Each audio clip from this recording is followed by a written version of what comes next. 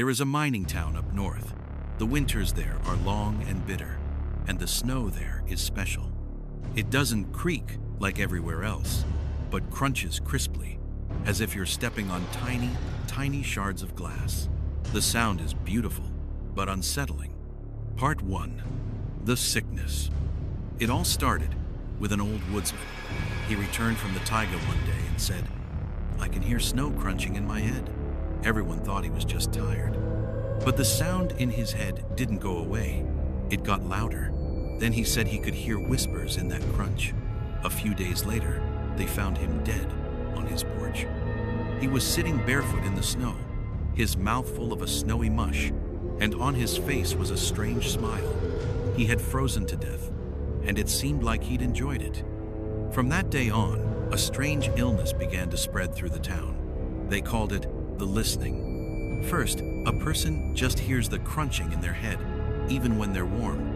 Then, that crunching turns into a quiet voice. The voice speaks of dark, cold things, about the eternal ice beneath the earth, about how the coal in the mines isn't just a rock, but something ancient and sleeping. In the end, the voice begins to give orders. Harmless ones at first. Step out into the frost. Listen to the silence. Then terrible ones. Lie down in the snow. Become part of the silence. Become part of the cold.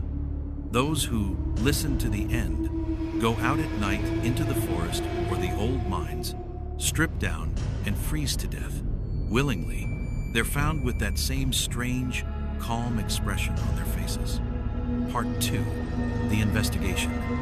A psychiatrist from the city, Alexei, comes to the town to figure it out. He doesn't believe in mysticism. He thinks it's a mass hallucination caused by isolation and darkness. But one night, stepping outside, he hears that special crunch himself, and later, in the complete silence of his room, he detects it in his own temples, as if ice were cracking somewhere deep in his skull. He studies the history.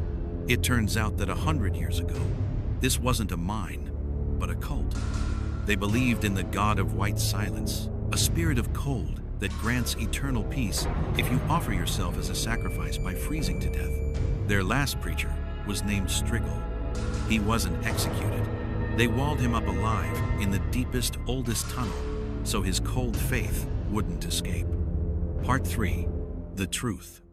Alexei realizes a horrible thing. The cultists weren't entirely wrong. Under the ground, in the coal seams, something really did live. Not a god, but an ancient, cold, unconscious force. Like a magnetic field or radiation, it was asleep until the miners disturbed it, drilling through rock and blasting tunnels with dynamite. This force doesn't think. It simply broadcasts, like a radio station. Its signal is a quiet, freezing call, an appeal to all living things. Stop, freeze, become part of the eternal peace. Free yourself from warmth and pain. And the crunch of snow, that's not just a sound, it's an antenna. The ice crystals in this special snow, like tuners, pick up this signal from underground and transmit it to the brain. First as sound, then as thoughts, then as the only truth. Conclusion. The choice. Alexei's sickness is progressing.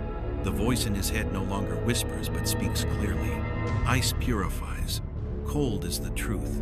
Warmth is a lie, and suffering come to us. He sees his neighbor, a miner, calmly get ready and walk into the forest to die. He sees a little girl on the street smile as she puts snow down her collar and says, "It sings so beautifully on my back." Alexei stands at a crossroads. In his pocket is dynamite left over from his research in the mine. There are two choices. 1. Listen to the call to the end. Go to the old tunnel, to the place where Strigal was walled up, where the signal is strongest. Lie down on the stones and let the cold take all his warmth, thoughts, and pain. Attain that terrible peace. 2. Silence the radio station.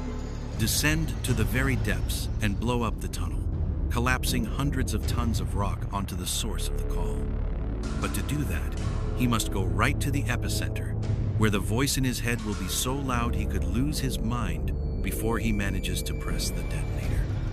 He grips the detonator in one hand, and with the other, he grabs a handful of snow. The snow crunches in his fingers, and that crunch resonates as an unbearable, beautiful, icy music right inside his brain. He takes a step forward. His breath turns to steam, and under his foot comes that same crunch, clear as the click of a lock, opening a door to eternal winter. The end. The essence. The scariest thing here is not a monster, but an idea. The idea that death by cold is not agony, but bliss. That the quiet voice in your head, offering to let you freeze, can sound wiser and kinder than your own survival instinct. And the crunch of snow under your foot is just a reminder. The door is nearby. It's open. Come in.